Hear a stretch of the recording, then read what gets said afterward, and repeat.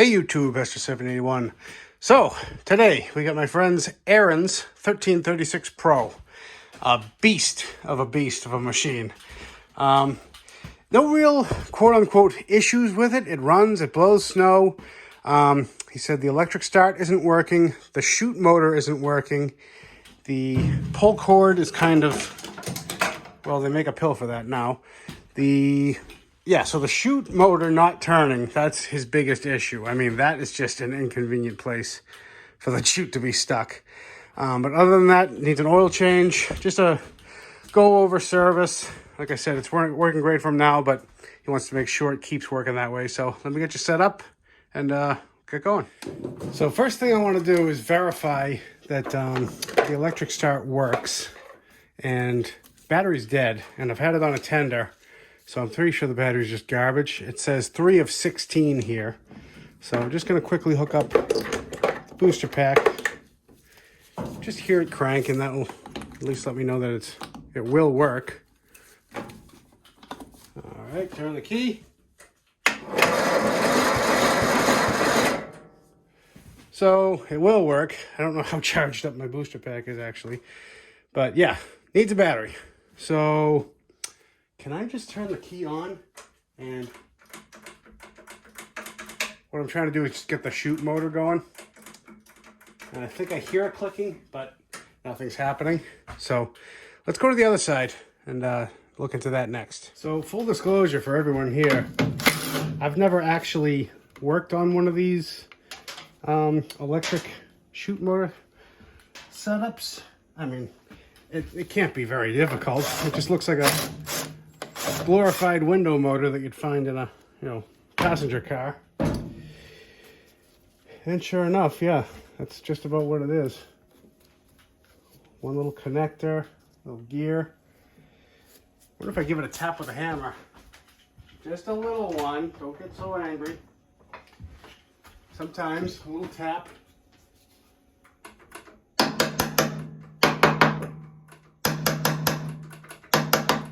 Nope. No such luck. And I do have the booster pack on, just so you know. Alright, time to tear in further. So the first thing I'm going to do is just verify for sure that we have power and ground coming in. I hear the motor giving a little tick tick, so I'm 99% sure, but let's just start with the basics. Alright, so I'm hooked up to ground right now. Yes. And we'll start on this side. Just got a test light. And it's hard to do this with you guys right in the middle. All right, checking the black first. And left. That's good. Now how about right? Perfect. So all it's doing is sending power one way and then sending power the other way. Now let's check we got a good ground. Yeah, we're grounded. All right. I think I want to pull this motor apart and see if it's just stuck. All right, to get this off, it looks pretty simple. There's 3 bolts. Two of them are threaded into the housing, and one here is a nut and bolt, and they're all 7/16. So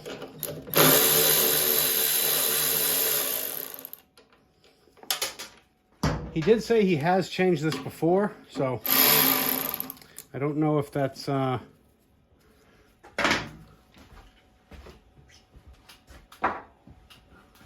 if these are just a common problem. It's 1/2 inch for the back too, by the way. See a lot of people with these machines. I wouldn't imagine these things are crapping out left and right. Of course, we don't know if he used a genuine or aftermarket part, but it looks like we got one last one right here, 5/16.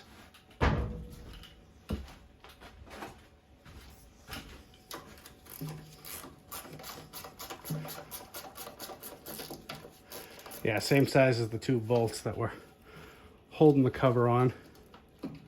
It's a clean setup. Doesn't look overly complicated. I mean, there you go. This part holds the cover down. You know, looks a little scuzzy. All right, I'm gonna wipe this thing off and, uh-oh. That ain't good. I'm gonna wipe this thing off and get it to the bench. All right, I got 4 Phillips head screws. And it looks like we have an obnoxious amount of silicone, so I don't know if this was rebuilt or refurbished. But it's just kind of bursting everywhere. So my hope here is that the motor's just stuck. And we can break it loose. Yeah, that's on there, good. That's all the sealant. They really don't want you getting in here, but too bad. I've been servicing the unserviceable my whole life. So let's see what it's going to take to get this out. So I've just been trying to scrape away at the silicone. Oop, there you go. Oh, a lot of good all the silicone did. Well, there's why the motor failed. The question is, can we fix it? Wow. Garbage. Yuck. All right. Well, let's wipe it all down, dry it out, go from there. You know, this may sound naive of me, but why wouldn't they just put a hole at the bottom? I mean, if water's getting in, it's got to get it needs a way to get out. It just seems, I don't know, logical to me. I mean, I understand you know a hole works both ways, but to me, I don't know. If we get this thing working again, I might make the executive decision to put a hole in it.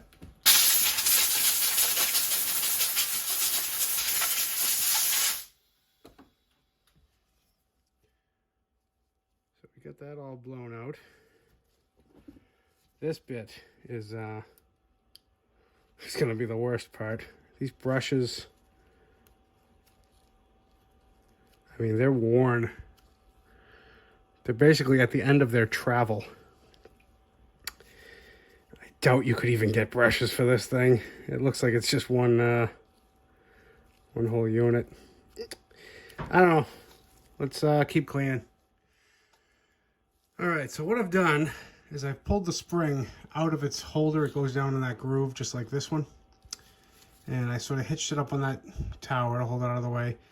If I file a little bit of this plastic out, the brushes are technically touching. I think it was the water that was, hurting us the most. But look at this. It's up against the housing. They can't physically come out any further. And they don't sell brushes for this. So we have nothing to lose, everything to gain. I'm just going to file a little bit of this housing away, and I think we'll be fine. I've changed my mind. I can't get the brush out enough because of the post, and I need the post to hold the spring. And this bridge really isn't doing much in the scheme of things. I mean, it's held side to side, up and down. So I am just going to cut that piece right out, which will give us that clearance. So now if I tuck this brush spring onto them,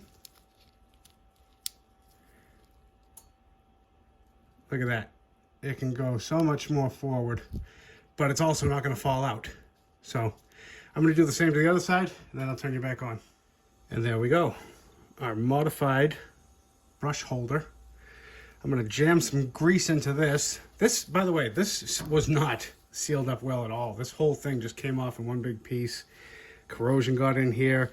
So I'm going to also, put silicone on the outside like it was, but I am definitely going to drill a hole in the back of that housing.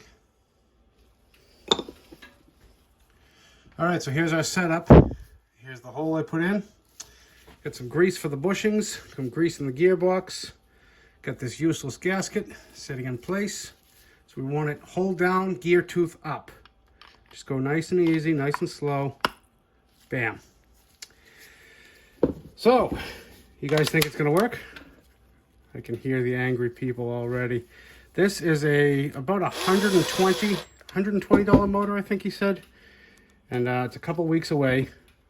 So worst case, if he wants to, he can do it. But a quick fix like this might get him through a couple of storms, might get you guys through a couple storms. So what's the harm in learning how things go together and how things work? Might just save you. You never know. All right, let's plug it in, turn it on, answer our question.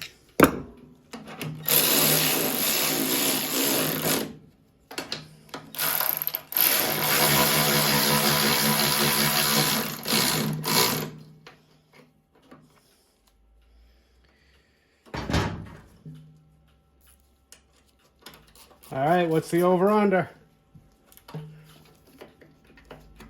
Place your bets.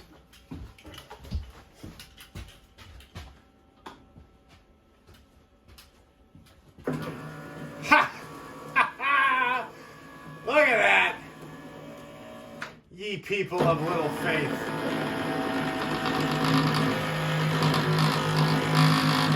Ooh, she sounds healthy, doesn't she? That's results. I don't care who you are or where you're from. That cost us nothing. And now we have a working chute motor.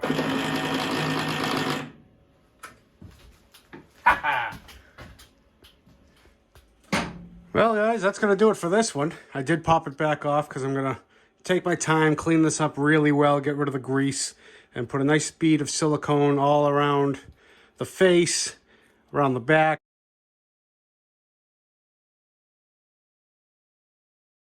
But we know it's going to get in no matter what we do. So all we can do is put little rain jackets to just, dissuade it from coming in. But now it has a way out. So I think this is going to work for a couple more years. I will definitely let you guys know. But that is how you rebuild or replace a motor on an Ariens 1336 Pro.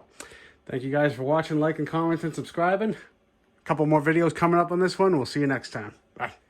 So just before we call this done, I noticed one more thing. Do you guys notice this housing? That's a little cockeyed right there. That one's kind of straight. And then that other one's really bent in. Look at this. When it's in place, those are hovering a washer's length off of the metal plate.